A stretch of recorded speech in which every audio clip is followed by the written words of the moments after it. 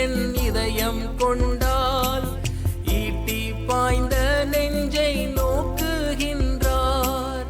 தீட்டுள்ள எண்ணம் என் இதயம் கொண்டால் ஈட்டி பாய்ந்த நெஞ்சை நோக்குகின்றார்.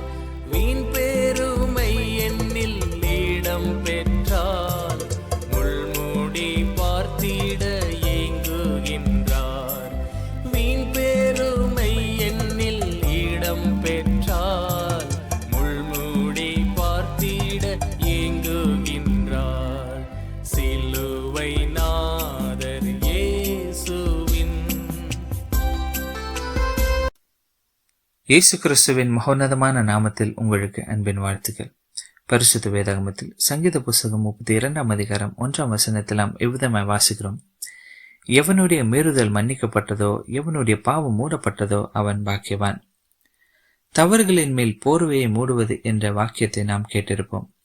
போர்வையை மூடுவது என்பது தவறுகளை மறைப்பது என்று அர்த்தமாம். பாவம் அல்லது தவறுகளை செய்வதன் காரணம் தக்க சிற்றை நமக்கு கிடைக்கிறது. சிறு வயதில் ஒருவேளை நம்முடைய கைகளிலிருந்து ஏதாவது விழுந்து உடைந்துவிட்டால் நம்முடைய தகப்பனிடமிருந்து நமக்கு கிடைக்கக்கூடிய அடிகளிலிருந்து நம்மை காப்பாற்றும்படி அந்த பழியை தன்மேல் ஏற்றுக்கொள்ளும் அம்மாவை ஞாபகம் உண்டா? நடந்த இழப்பிற்காக அவர்கள் தகப்பனுடைய 2 கடும் சொற்களை உங்களுக்காக பொறுமையோடு கேட்டுக்கொள்வார்கள். அம்மா என்ன செய்து கொண்டிருந்தார்கள் என்று உங்களுக்கு புரிகிறதா?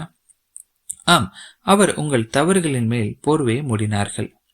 இந்த சங்கீதத்தை எழுதிய தாவீது ராஜா 51 சங்கீதத்தில் நான் பிறப்பிலிருந்து பாவியாக இருக்கிறேன் என்று அறிக்கையிட்டு கூறுகிறார். ஆம் பிரியமானவர்களே, இந்த உலகத்தில் பிறக்கும் ஒவ்வொரு மனிதனுடைய அடையாளம் எந்த ஒரு குடும்பம், சமுதாயம், மதம் சார்ந்ததாக அல்ல. மாறாக ஆண்டவர் முன்பாக அவனுடைய அடையாளம் ஒன்றே ஒன்றுதான், அவன் ஒரு பாவி என்று. ஆண்டவர் நீதியுள்ளவர். அவருடைய நீதியின்படி பாவத்திற்கான தண்டனை மரணமாயிருக்கிறது. அது நித்திய மரணம். இந்த மரணத்தின் அனுபவம் மிகவும் பயங்கரமாய் இருக்கும்.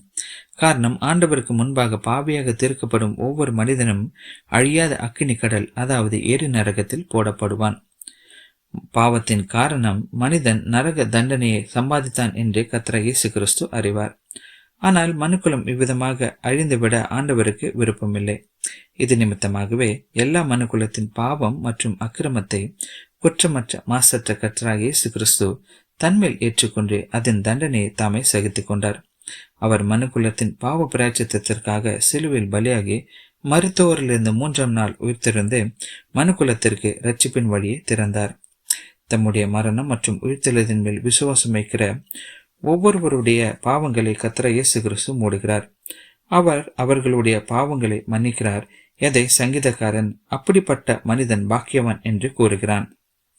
பிரியமானவர்களே, நீங்களும் உங்கள் பாவங்கள் மன்னிக்கப்பட விரும்புவீர்களா? நீங்களும் பாக்கியவான்களாக மாற ஆண்டவர் தாமே உங்களுக்கு உதவி செய்வாராக. ஆமேன்.